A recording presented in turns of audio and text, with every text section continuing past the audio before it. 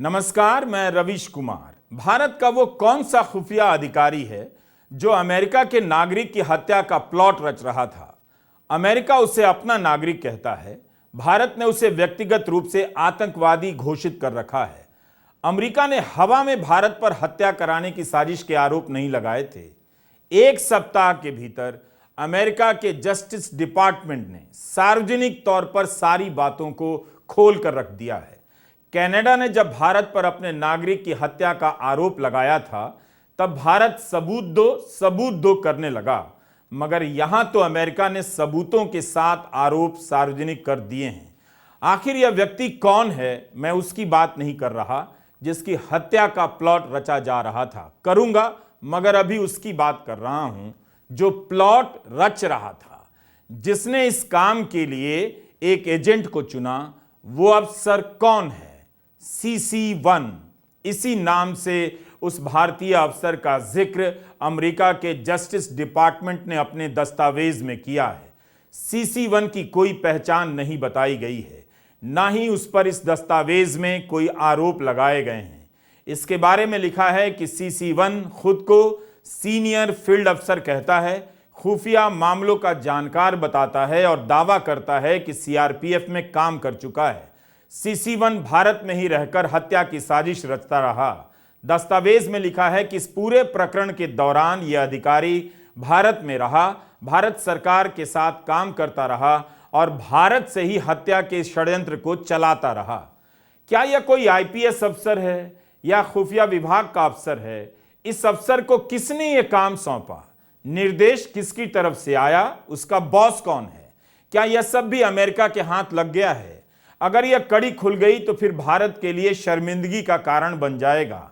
आप कह सकते हैं कि हर देश, खासकर अमेरिका भी ऐसा ही करता रहता है। उसे लेक्चर देने का नैतिक अधिकार नहीं, मगर उसे इतना तो अधिकार है, और आप भी इस बात को मानेंगे कि अपनी धरती पर अपने नागरिकों की जान की रक्षा वो करे। यही अधिकार भारत को भी है। इस घटना से भारत की छवि को धक्का पहुंच सकता है। आप यह भी कह सकते हैं कि आज के दौर में किस देश की छवि बच गई है, लेकिन इतना तो मानेंगे कि अमेरिका इतनी सफाई से भारत की खुफिया एजेंसी की निगरानी करता रहा, पकड़ लेता है। क्या इससे छवि बेहतर हो गई? इस कहानी के दो किरदार और हैं। निखिल गुप्ता से इसी साल हत्या को अंजाम देने के लिए संपर्क किया जाता है। एडवांस में पैसे दिए जाते हैं और इसके बदले गुजरात पुलिस निखिल गुप्ता के खिलाफ चल रहे मामलों को रद्द करती है। ऐसा हिंदू की रिपोर्ट में छपा है। अमेरिका ने कहा है कि निखिल गुप्ता ड्रग्स और हथियारों की स्मगलिंग से जुड़ा रहा है। ड्रग्स की तस्करी करने वालों का संपर्क भारतीय खुफिया विभाग के अफसरों से रहता है। वह विदेश यात्राएं करता है, उसके खिलाफ केस हटाए जाते हैं। यह सब क्या भारत के तंत्र के बारे में कुछ भी नहीं कहता? ऐसे लोगों के सहारे तो स्टेट किसी के घर में, आपके घर में भी ड्रग्स रखवाकर हमेशा के लिए अंदर कर सकता है। एक सवाल यहां उठता है कि वह खुफिया अधिकारी कितना प्रभावशाली है कि उसके कहने पर निखिल गुप्ता के खिलाफ सारे मामले हटाए जाते हैं। निखिल गुप्ता को अमेरिका ने गिरफ्तार कर लिया है। जैसे ही निखिल गुप्ता भारत से चेक गणराज्य जाता है, वहां उस पर नजर रखी जाने लगती है और गिरफ्तार कर लिया जाता है। उसके उपकरण जब्त कर लिए जाते हैं। अमेरिका उस देश पर दबाव डालकर निखिल गुप्ता को गिरफ्तार करवा लेता है। यह आदमी अब अमेरिका के कब्जे में है। अनुमान लगाया जा सकता है कि अमेरिका ने इससे काफी कुछ निकलवा लिया होगा। जब उसकी गतिविधियों पर इतनी नजर रख रहा था कि वह कब भारत से चेक गणराज्य जा रहा है, तो उसकी नजर अन्य पहलुओं पर भी पड़ रही होगी या और भी मामलों में होगी। पूरे मामले में कौन बेवकूफ बन रहा है, कौन देश की छवि को दांव पर लगा रहा है, आपको समझ आ जाना चाहिए। अभी तक आपने दो किरदार के बारे में जाना, एक भारतीय खुफिया विभाग के अधिकारी के बारे में जिसका नाम दस्तावेज में CC1 है, और दूसरा निखिल गुप्ता के बारे में। हत्या होनी थी गुरवंत सिंह पन्नू की, यह फाइनेंशियल टाइम्स का दावा है। अमेरिकी दस्तावेज में पन्नू का नाम नहीं है, टारगेट के नाम की जगह विक्टिम लिखा गया है, पर जो परिचय दिया है वो इसी ओर इशारा करता है कि पन्नू की बात हो रही है। भारत जिसे आतंकवादी कहता है, अमेरिका जिसे अपना नागरिक कहता है। पन्नू पर आरोप है कि वह खालिस्तान के पक्ष में आंदोलन चलाता है। यह ब्रिटेन के अखबार फाइनेंशियल टाइम्स का फ्रंट पेज है। जिस दिन यह खबर छपी उस दिन सन्नाटा पसर गया। अमेरिका ने इसी पन्नू की हत्या की साजिश विफल कर भारतीय खुफिया एजेंसियों के प्लान को एक्सपोज कर दिया। भारत ने पन्नू को आतंकवादी घोषित किया है और इसकी संस्था सिक्स फॉर जस्टिस प्रतिबंधित है। पन्नू की यह संस्था कनाडा और ब्रिटेन में भी काम करती है। पन्नू ने हाल ही में एयर इंडिया के विमान को उड़ाने की धमकी दी थी। भारत सरकार इस पर आरोप लगाती है कि यह संगठन भारत विरोधी प्रोपेगेंडा चलाता है और पंजाब में अशांति फैलाने का प्रयास कर रहा है। फाइनेंशियल टाइम्स ने कहा है कि कूटनीतिक चेतावनी के अलावा अमेरिकी संघीय अभियोजकों फेडरल प्रोसिक्यूटर्स ने इस मामले में न्यूयॉर्क की एक अदालत में एक व्यक्ति के खिलाफ सीलबंद केस दायर किया है। यह तब 22 नवंबर को खबर छपी थी।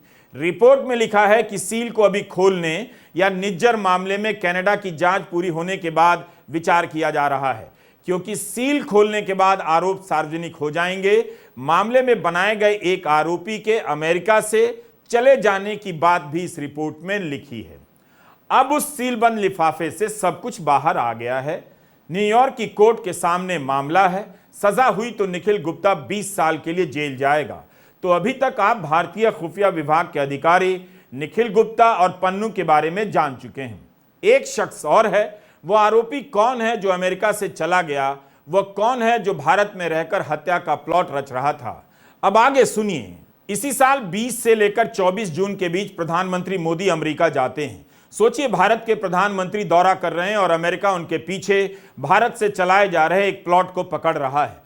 अमेरिका भारत के प्रधानमंत्री के तंत्र को कितना कच्चा साबित कर देता है। इस नजर से देखेंगे तो यह कहानी समझ आएगी कि कौन किसकी निगरानी बेहतर तरीके से कर रहा है। क्या अमेरिका ने तब भी प्रधानमंत्री मोदी को इसकी जानकारी दी थी कि उनके देश के एक नागरिक पर इतने गंभीर मामले में निगरानी की जा रही है? खबरें छप रही हैं कि G20 के समय बाइडेन ने इसकी बात की थी। कनाडा के प्रधानमंत्री जस्टिन ट्रूडो ने भी प्रधानमंत्री मोदी से बात की थी।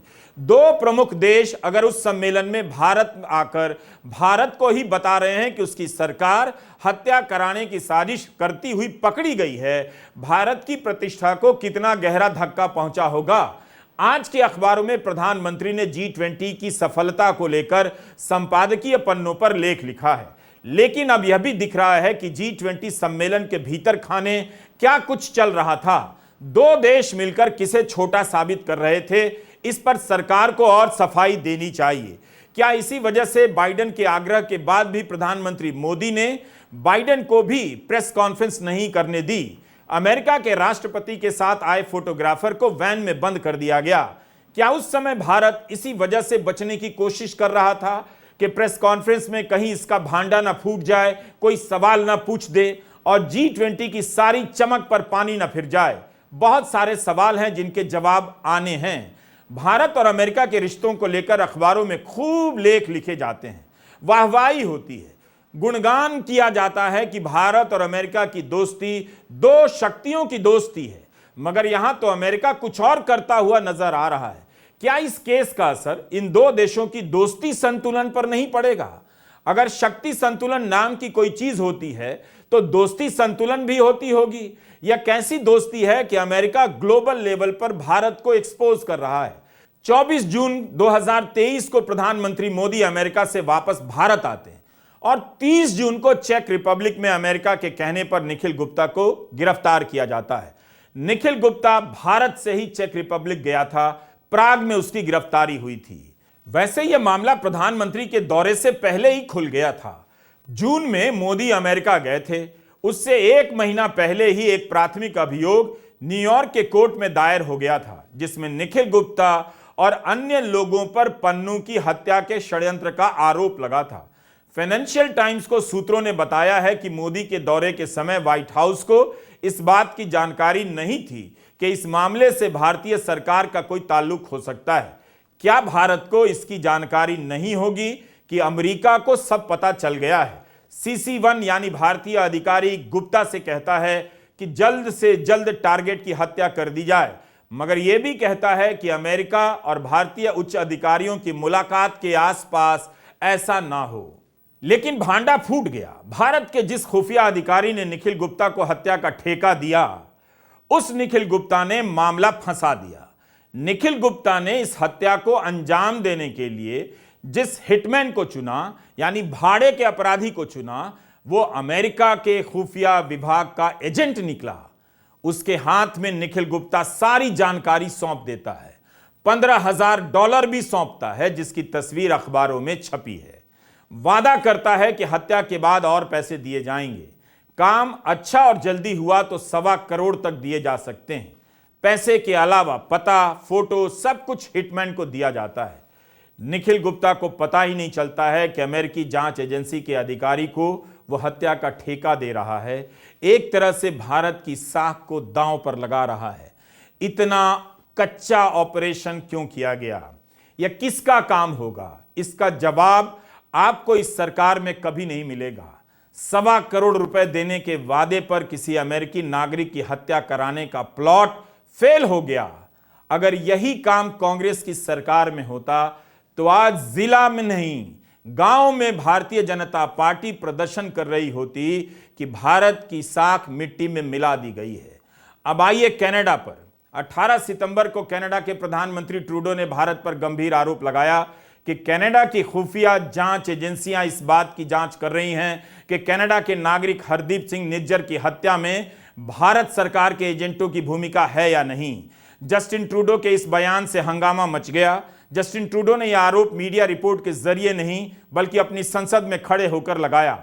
अब अमेरिकी अभियोग के सार्वजनिक होने के बाद ट्रूडो ने कहा है कि भारत को इन आरोपों को गंभीरता से लेना होगा, हमारे साथ काम करना होगा ताकि हम इस मामले की तह तक पहुंच सकें।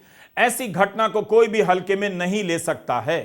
भारत भले कहता है कि कनाडा ने सबूत नहीं दिए, इसी कारण कहा जा रहा है कि कनाडा को भारत का जवाब अलग था, अमेरिका से काफी अलग। लेकिन आपको याद होगा जब जस्टिन ट्रूडो ने भारत पर आरोप लगाया था तब अमेरिकी सरकार ने कहा था कि वे कनाडा सरकार के साथ इस मामले में संपर्क में हैं और उनके द्वारा जांच का समर्थन करते हैं।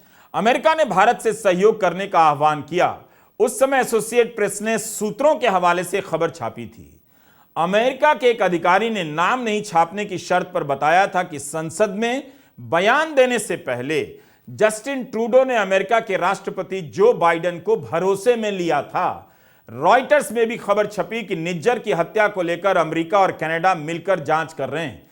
तो इस तरह हम देखते हैं कि कनाडा में निज्जर की हत्या और अमेरिका में पन्नू की हत्या की साजिश के तार किस तरह से जुड़ते जा रहे हैं।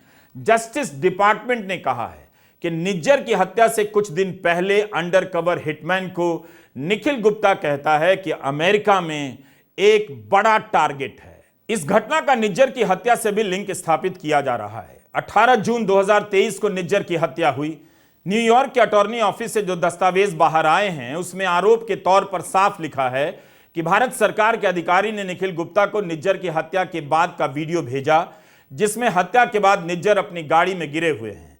1 घंटे बाद CC1 यानी अधिकारी ने गुप्ता को अगले टारगेट का न्यूयॉर्क वाला पता भेजा। अगले दिन निखिल ने हिटमैन से कहा कि निज्जर भी निशाना था और हमारे निशाने पर कई सारे लोग हैं। निखिल हिटमैन से कहता है अब पन्नू को खत्म करने में देरी करने की जरूरत नहीं।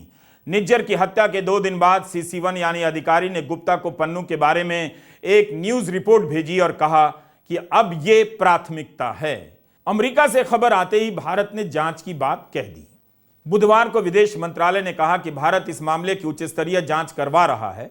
इस कमेटी का गठन 18 नवंबर को ही कर दिया गया था। इसके 4 दिनों के बाद फाइनेंशियल टाइम्स की खबर आती है कि अमेरिका ने भारत को चेतावनी दी है और चिंता जताई है। During the course of discussions with the US on bilateral security cooperation, the US side shared some inputs pertaining to nexus between organized criminals, gun runners, terrorists, other extremists. We take, of course, such inputs very seriously, and a high-level inquiry committee has been constituted to look into all the relevant aspects of the matter, and necessary follow-up action will be taken based on the findings of the inquiry committee. You would have seen this in our statements that we have issued. We cannot share any further information on such security matters. As regards the case against an individual that has been filed in a US court, allegedly linking him to an Indian official, this is a matter of concern. We have said, and let me reiterate, that this is also contrary to government policy.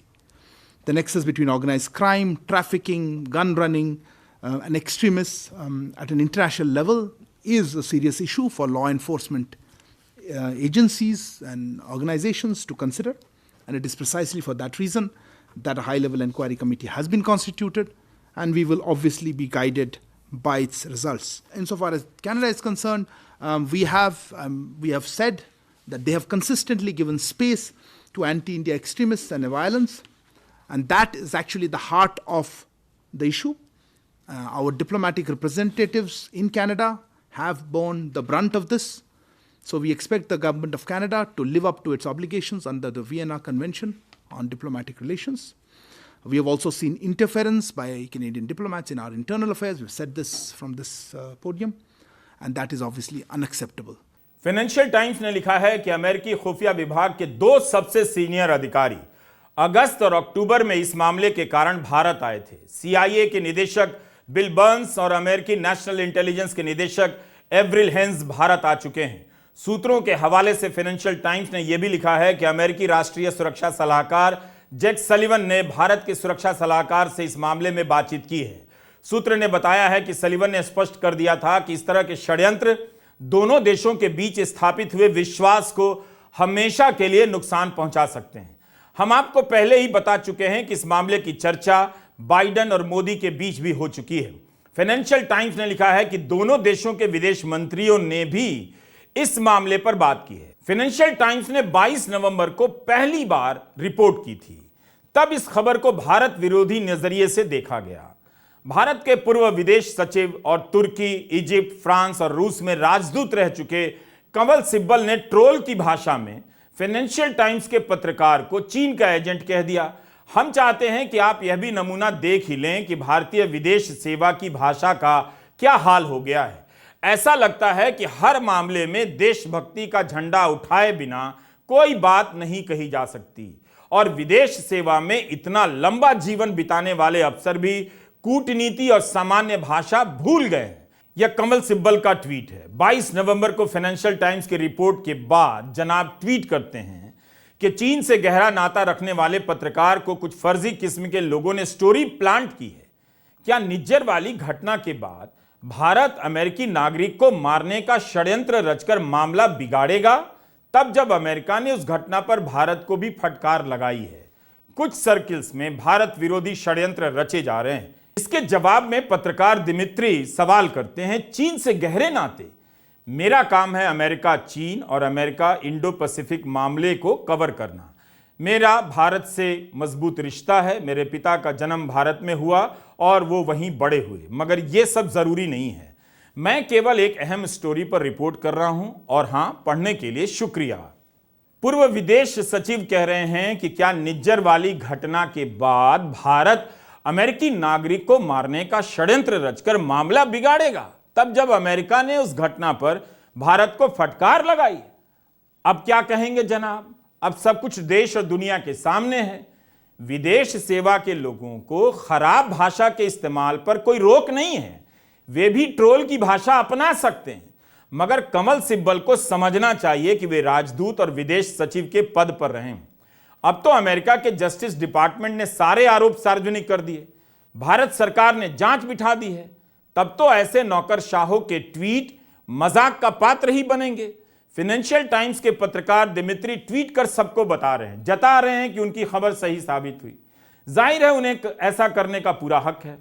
America कह रहा है कि अपनी धरती पर अपने नागरिक की हत्या के प्रयास को हम बर्दाश्त नहीं करेंगे। पन्नू को भारत ने आतंकवादी घोषित किया है।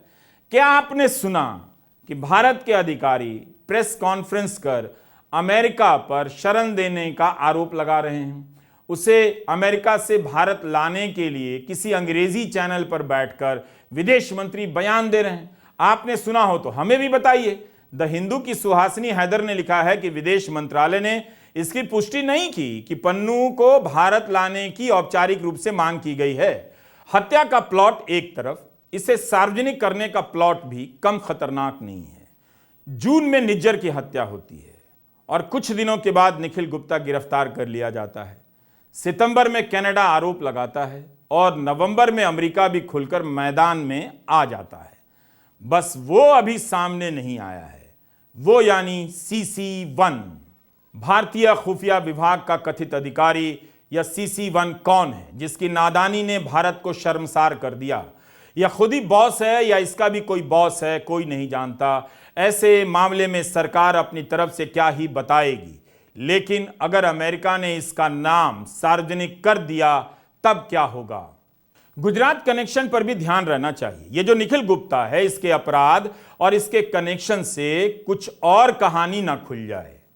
अमेरिका की तीन एजेंसियों ने भारत पर आरोप लगाए हैं, भारत की छवि को धक्का पहुंचा है उनसे जो पर्दे के पीछे रहकर कुछ और काम करते हैं। इस बार गोदी मीडिया चुप है, चुप रहेगा।